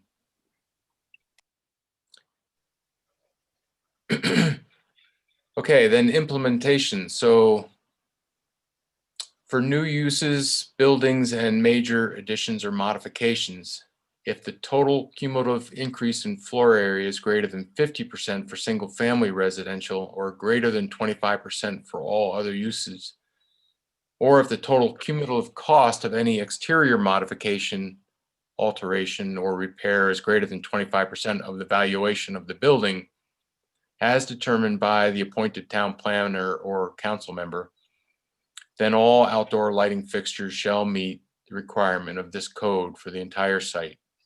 So if you've got a building and you're going to do a major addition, then you've got to update everything. And cumulative modification or replacement of outdoor lighting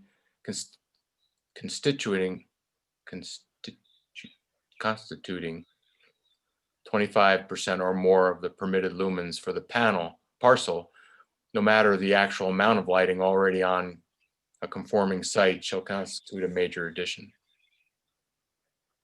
Bruce, higher up, didn't you, wasn't it 25%, not 50? Yeah, I think you're right. And then on top of that, so a lot of these neighborhoods, they have house maximums, minimums, and maximums. Most of them probably lean towards the maximums. I don't think that many will probably even add the 25%. But I mean, you do have to have something that triggers it. Would there be any reason to not? And I know that most were 25%. Would there not be any reason to make it smaller, maybe like 10%? Is that being? I mean, we want them to comply, right? Definitely.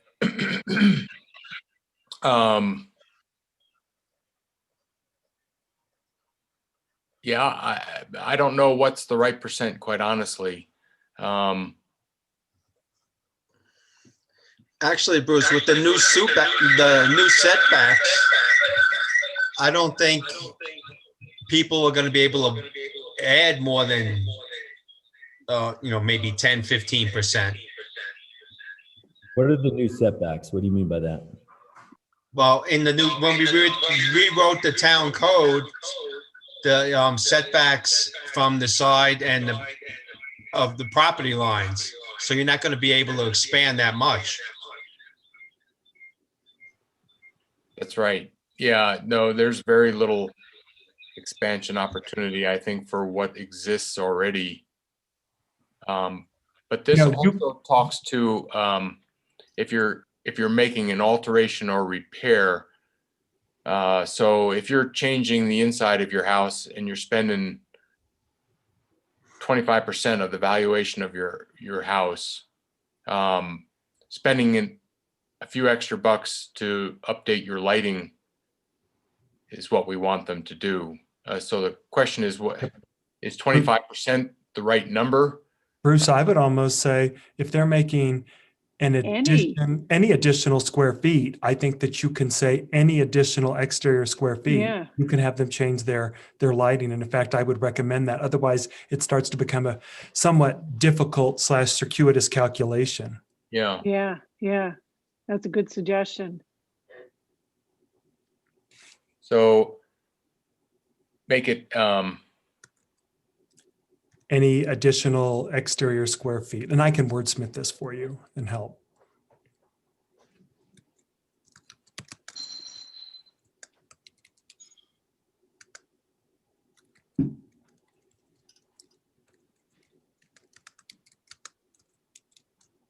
What if they're adding a deck or something, or expanding their deck? It's a little harder. I mean, you can certainly do it. I mean, you could do it You could tie it to building permits, make no mistake. It just gets a little Yeah. bit harder to enforce, right? And you Yeah. kind of want to make sure you have that nexus to justify it. Additional square feet exterior, yeah, you can start to justify it. The others, just a little tougher. Mhm, They're also going to overlap a little bit, aren't they? If we put a time limit, years, whatever that is, and then we also have a square footage, they'll overlap, I'm assuming. And so let's just pick a number in 5 years. We won't have to worry about these addition type numbers. That's true. So if you have a sunset, those out of compliance in 5 years have to come into compliance. You're right. You'll have some that address it beforehand with their additions and some that simply have to come into compliance then. That'll be a bit of a PR issue. You'll want to make sure that we get that out in front in utility bills or something so that it doesn't feel too much, too quick, too harsh, but certainly can be done. Well, since the lighting is all exterior, or most of this ordinance is all exterior, doesn't that involve the HOAs and not the homeowners? Or But what he's You know, saying is these would be on homes that are already built, like retroactive houses that have lights that don't comply, I believe, right, Thomas? That is Right. correct. And I think that Glennis, you're referencing some of the HOAs probably have, the HOA is accountable for the exterior of the buildings. Is that what you're referencing? yes. Yeah, so Yes. we'll have to work with HOAs at that point. That's right. So we'll work Yeah. with both. That's right. The Okay. distinction is whether or not the HOA is for a condominium project or just a homeowners association. So Well- generally, if it's maybe some of the HOAs, just the regular HOAs, are also responsible for lighting and exteriors, but generally it's condominiums that have control over the outside walls of the homes. I'm pretty sure our HOA is in control of the outside of the home, the I think you're exterior. right. A shoreline phase two. I think you're right. Yeah. Oh, Yeah, and Rustler is too. Rustler is, and so is Overlook Village. Actually, the single families and the townhomes that are in the Overlook Village subdivision are all the maintenance technically is, except for the roofs, is done by the HOA. So that is Which is why I asked if we needed to get them involved at some point. So here's the thing, I did an addition on my deck this year or last year, and the process currently is you go to the HOA to ask for their permission. They have to write you a letter saying you can do it after they review your plan. But then you go to the town for a permit. So the town would still have the authority to say, when you go for your permit, let's see your lighting plan. Right. Got it. And the way the statute works is HOAs can be more restrictive, but not less restrictive than town code. So they could actually have stricter lighting requirements than the town, but they can't have less restrictive. Oh, okay. Got it. Okay, so I'll go back in and rework these two sections. But again, both of these, the new uses, major additions, and even the minor additions talk about not just the floor area, but also whether or not they're making a change. Say they don't like their light fixtures on the outside and they want to change them. If they're going to do a certain percentage of that, then they should do them all. Right? I'd say even one, yeah, then do them all. Okay, Yep. good. All right, I'll go back in and make sure that the wording on these A and B reflect that. C, new lighting. Any new lighting on the site shall meet the requirements of this code with regard to shielding and lamp type. The total outdoor light output after the modifications are complete shall not exceed that on the site before the modification or that permitted by this code, whichever is larger. I don't know that this D is something that's just in case, but resumption of use after abandonment. If a property or use with non-conforming lighting is abandoned, non-conforming situations, then all outdoor lighting shall be reviewed and brought into compliance with this code before the use is resumed. Just a catch-all in case a project gets started, I guess, and then is abandoned.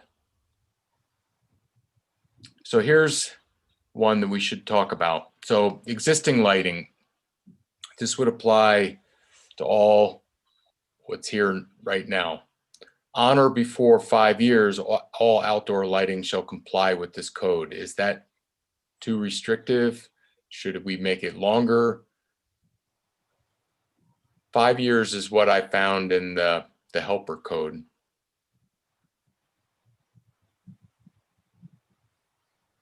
No, 5 years I think is good. I mean, it gives you 5 years to educate everybody and continue to pound, the point that we're trying to get this dark sky certification, and we're trying to make it better for everybody to see outside at night. We should have done this before the two planets went together. Would have been a little easier to explain to people why we want it. Yeah. Yeah, well, we've been treated to some pretty late night meteor showers over the last couple of years as well. Cool. If you can stay up that late. So Or get to bed early, I guess. the 5 years, I'm assuming how this works too is you would notice whatever property doesn't comply, and then later on you actually have the penalties, I believe. Now, 5 years I think is more than enough. We're probably not talking. It's not like this is a $10,000 fix for most houses or whatever doesn't comply. My feeling is 5 years. We're really good at procrastinating. I know that I am. And so whether it's 3 or 5, like, if I got 5 years, why do I need to do it now? I'll do it in a few years. And maybe I even sell the house by then, type of a mindset for somebody, so I guess it just comes down to how many don't comply, but I could see a 3-year on that as well. We don't want to be onerous. I get that. We don't want to be viewed as jerks out here, just changing the rules. But I think most people probably would procrastinate till the end. Yeah, I'm the president of the Procrastinators Club. We're still having to wait for our first meeting. In my experience, I think that 5 years is pretty standard for what a lot of municipalities have done. So if that's, just so you know. Yeah, and again, I think it's really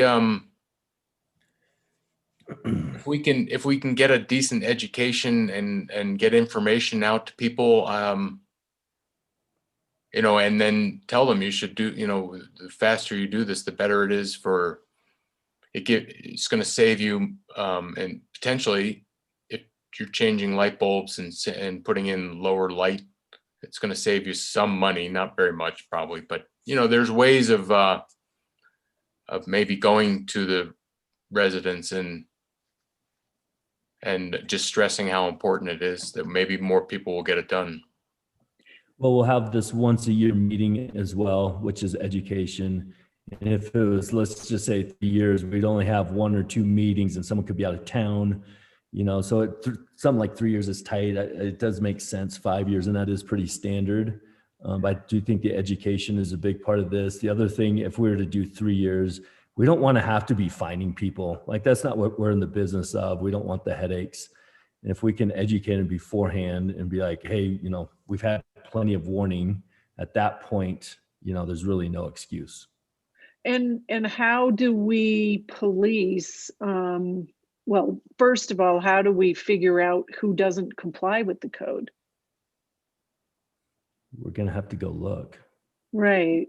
And that's going to take time. And will that be done after this is, this is adopted? So we'll have to include that time in there as well.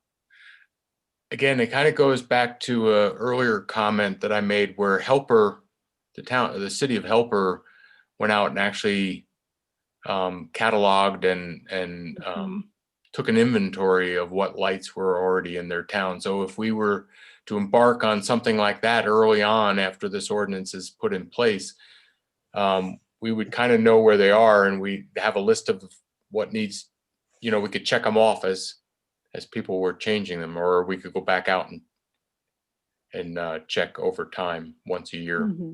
And a lot of the houses are, let's just say, shoreline or these developments, and I think they're They're the probably same. using a lot of the same fixtures. So maybe it's not going to be as hard to check as we think.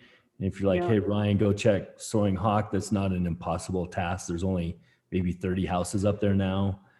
So I think all in all, if we were to even break it up, we could get this taken care of. Yeah. Yeah, and if people don't turn their lights on, how are we going to know? I guess that's But what we want. if we actually do a physical inspection, you can see by where the light bulb is in the fixture, whether it has shielding. So I think we can tell. Yeah. Well, and since especially down here anyway, they all look the same. So if one is out of compliance, they're all out of compliance. Yeah, I think it is easier in the townhome subdivisions. There are, up around Lasso and here in a couple of the other subdivisions, they're single family houses, so they'd have to be gone around and looked at as well, but it's all Yeah. doable. So should we leave 5 years? You want to go to 3 or 4? I vote 5. Here. Okay, well, when we bring this forward to making the recommendation to the town council, I'm assuming I'll be taking them through it, or Tony, you'll be taking them through it, and it's something that we can bring to their attention that, it doesn't have to be 5 years. It could be less. Mhm. And let them be part of the decision making as well. Well, I'm sure there's going to be things in there that they're going to amend once we give them our final product. Right.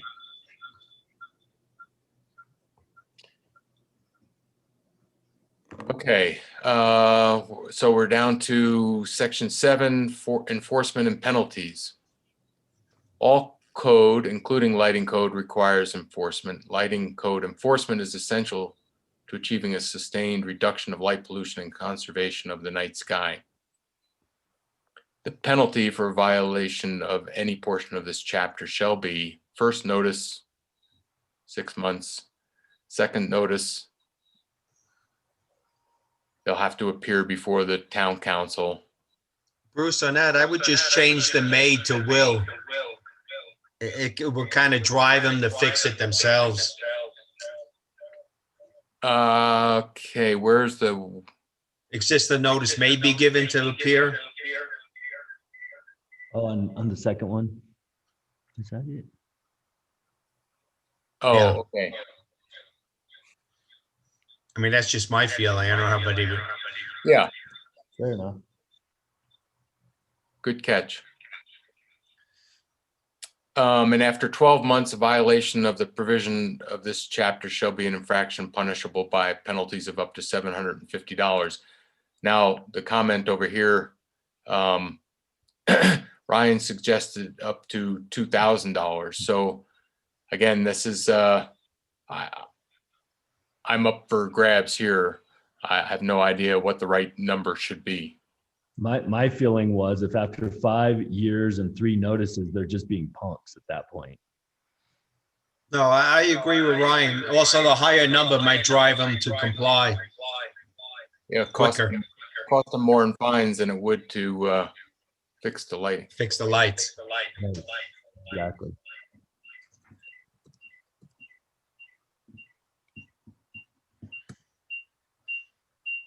Okay.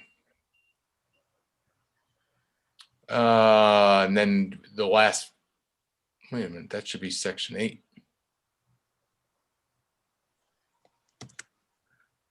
Conflicts, pretty self-explanatory.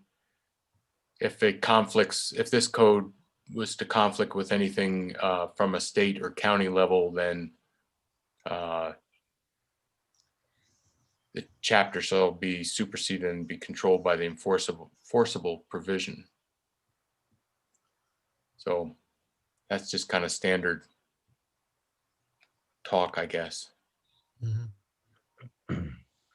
It's kind of strange the way it's skipping a line there. Okay, so we've gone through the whole thing. There's a few changes I guess I have to make. I'd close by just saying, you know, everyone take their time and look at it again, except for this implementation phase. I'll try to fix this tomorrow, and then everyone can go out, make any more comments. You can use this little comments thing, and it'll show up. Everybody can edit it using the comments is the best way. But you can also edit it using a different color edit. You know, go in here and make your edit, and it'll show up. Everybody's changes will show up. So, and then I hope that we can go through this again next month and vote on it, whether we should recommend it or not. Does anybody have any other comments to make on this?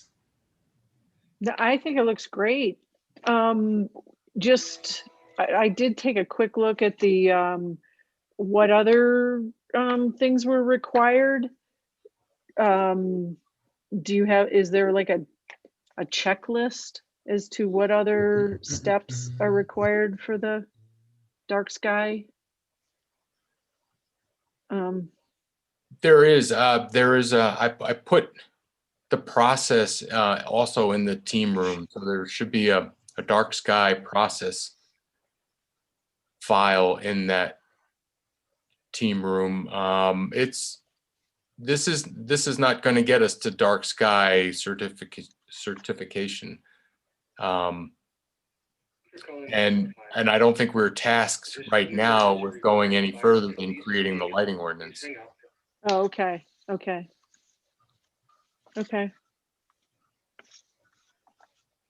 Good job. Thank you. All right. Well, thanks for all your input. Tony, it's back to you. I don't know if you have to open it up to if there's any public, or we do that next time. Well, Public input. I agree, Bruce. You did a fantastic job on this. Oh, thank you. Yeah, and just legally, there's no requirement to open it up to the public, but if there is any public watching who has comments, it's up to you if you want to hear that.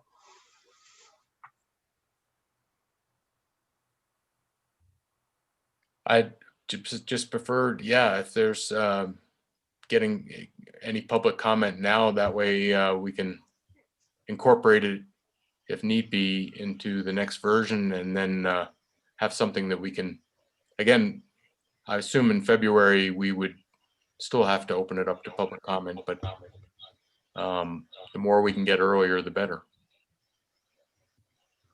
Sorry about that, guys. My phone went dead.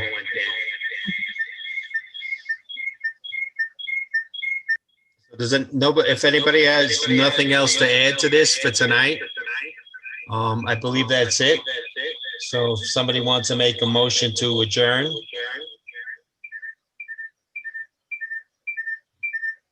I move that we adjourn. Okay, does anybody second? I'll second it. Okay, thank you. So Bruce, Yes. Glynis, Yes. Ryan, Yes. Tony, yes. And thank you, Bruce. Thank you very much. That was a great job putting that together. And then hopefully in February, we can finalize this to move it forward to the town council. and let them dissect it. Yeah. Sounds good. Thank you, guys, and good night.